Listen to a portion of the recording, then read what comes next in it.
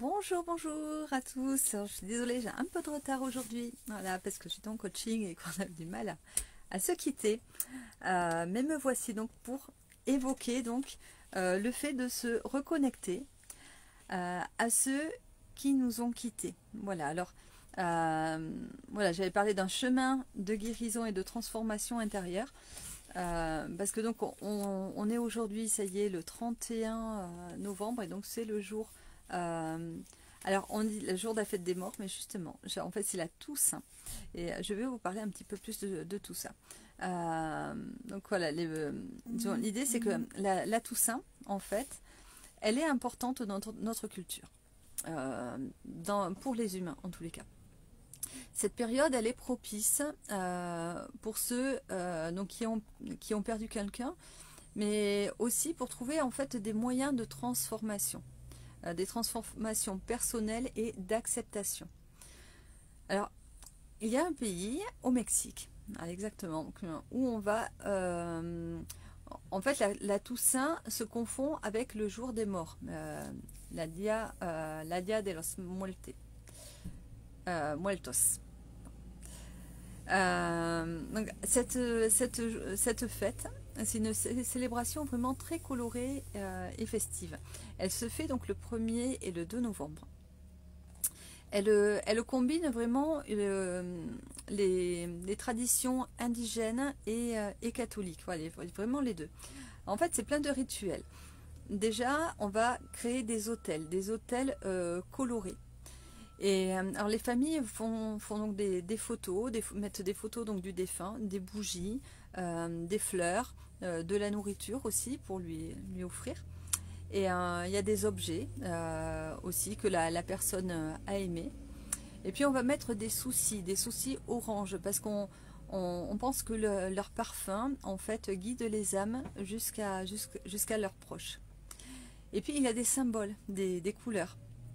Alors c'est une célébration voilà, qui est joyeuse, haute en couleurs, des couleurs vives. On retrouve donc des squelettes aussi qui sont peints. Vous connaissez bien tous ces masques, d'ailleurs aussi des masques de fêtes mexicaines, hein, les masques de la mort mexicaine. Oui, c'est très, très coloré, plein de fleurs. Donc on va décorer aussi avec du papier découpé.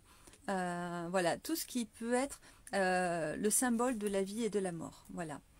Alors, il y a aussi des crânes en sucre ou en chocolat, voilà, qui vont être personnalisés au nom du défunt.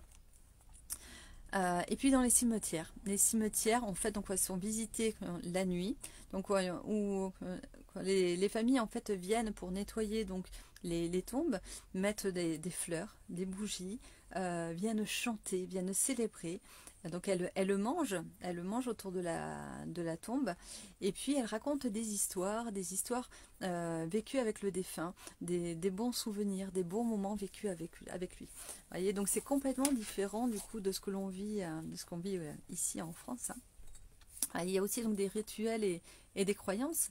Donc on croit donc que le défunt en fait va revenir nous voir donc cette nuit-là, donc la nuit. Alors il y a le 1er décembre notamment, c'est vraiment au Mexique pour les enfants décédés, et le 2 pour le coup c'est pour les adultes. Et bien voilà. Alors ces jours célèbrent donc la mémoire des morts. Alors plutôt dans la joie, voilà, dans la joie du retour temporaire en fait du défunt, puisque donc vraiment c'est la conviction des Mexicains.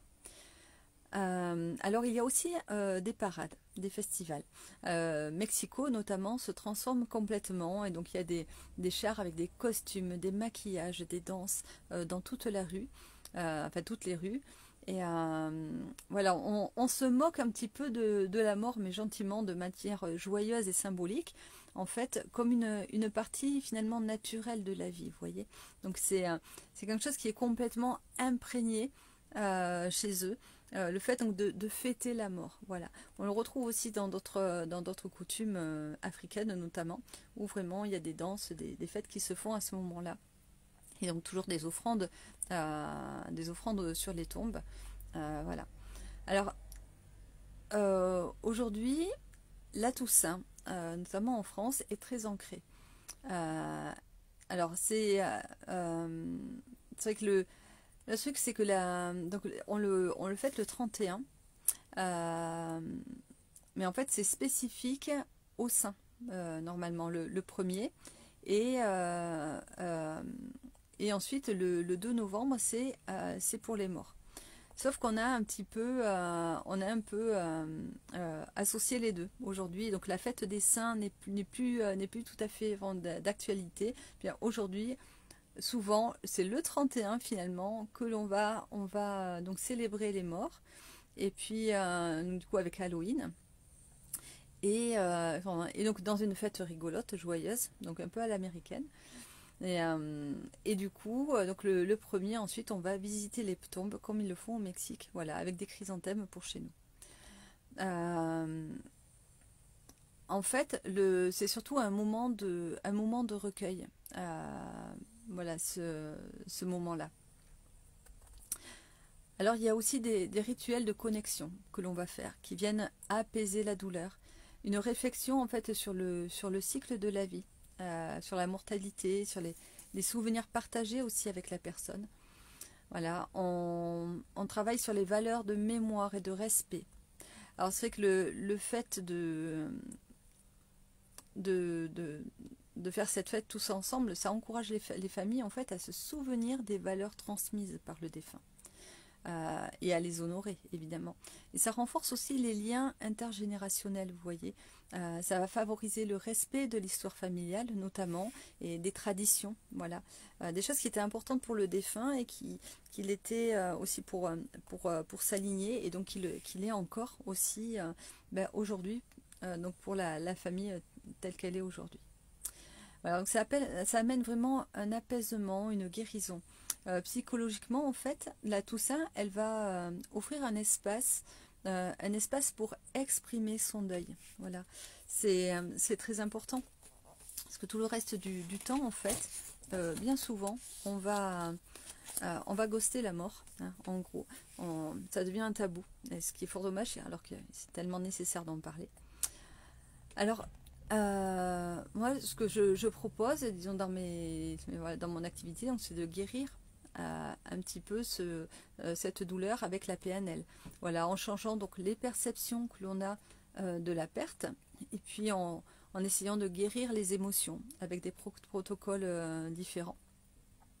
Après, on peut travailler aussi avec l'énergétique et la connexion. Ça aussi, c'est ce que je fais, en travaillant donc sur le chakra du cœur notamment, euh, pour pouvoir travailler à apaiser le deuil. Alors ça, c'est ce qu'on avait fait. Alors vous pouvez regarder ma vidéo de la semaine dernière, donc où on avait fait une petite méditation, bon rapide, parce que voilà, je voulais pas que ça dure trop longtemps le live, mais c'est qu'on avait fait une petite méditation, du coup, où on mettait de la lumière, on faisait entrer de la lumière dans le cœur. Voilà, mais ça par exemple, c'est une méditation qui vient vraiment apaiser les douleurs. Donc voilà, j'espère que ce live vous a donné envie de fêter et non pas de forcément pleurer. Voilà, de fêter pour être un peu plus en connexion justement aujourd'hui avec les personnes que vous n'avez plus avec vous. Parce qu'aujourd'hui, quelque part, elles sont un petit peu là. Voilà, aujourd'hui, demain et après-demain. En fait, pendant 3 jours, voilà, on va être un petit peu dans cette osmose-là. Voilà, que ce soit des adultes, que ce soit des enfants, que ce soit peut-être des enfants qui n'ont pas eu le temps d'aller à la fin de la grossesse. Voilà, vous pouvez les retrouver sur ce temps-là, juste en vous connectant déjà mentalement, même si on n'a pas d'idée spirituelle, on sait que le fait de penser à la personne déjà, c'est comme si elle était là finalement. Donc voilà, je vous encourage vraiment à mettre de la couleur sur cette journée, à peut-être faire la méditation du coup que j'avais partagée et aussi la dernière fois en commentaire, pour vous reconnecter donc, si vous le désirez, donc à un défunt. Et puis en tous les cas, je vous souhaite de passer une excellente journée, une excellente nuit, et demain aussi encore une excellente journée. Voilà, je vous dis en tous les cas à jeudi prochain. Et peut-être avec le soleil aussi.